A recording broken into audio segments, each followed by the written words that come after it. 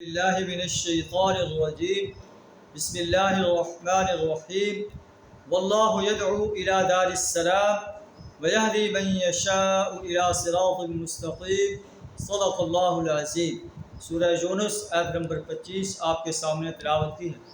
اس کا ترجمہ کچھ اس طرح ہے کہ واللہ یدعو الی دار السلام، اللہ سلامتی کے گھر کی طرف تمہیں دعوت دیتا ہے۔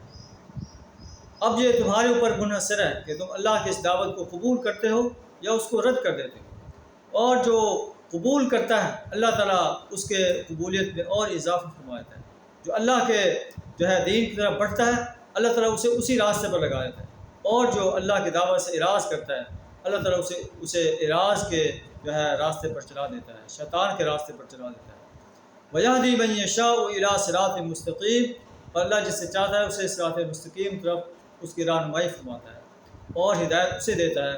وَيَهْدِي إِلَيْهِ مَن يُنِيبُ، جو اس کی طرف رجوع کرتا ہے، جو رجوع ہی نہیں کرتا الٹا اعراض کرتا ہے، مخالفت میں ڈٹ جاتا ہے، پھر اللہ اسے اسی راستے پر ڈال دیتا ہے۔ جو لوگ دعوت قبول کرتے ہیں لِلَّذِينَ أَحْسَنُوا الْحُسْنَىٰ وَزِيَادَةٌ، جو لوگ احسان کا رویہ اختیار کرتا ہے، ایمان اور عمل صالح سے اپنے آپ کو آراستہ کرتا ہے، ان کے لیے اچھائی ہے اور اس سے اور زیادہ اللہ اسے اجر عطا فرمائے گا۔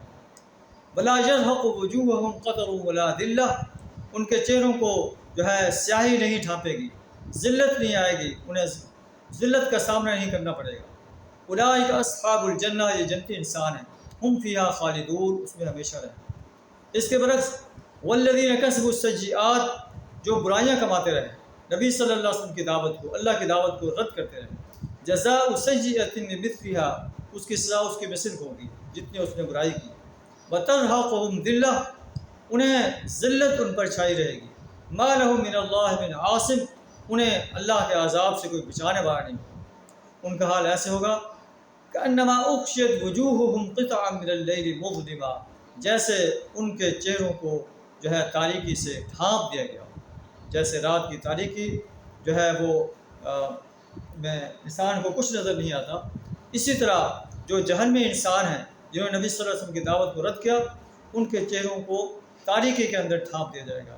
أُولَٰئِكَ أَصْحَابُ النَّارِ، یہ جہنمی انسان ہیں، ہم فیہا خالدون، اس میں ہمیشہ رہیں گے۔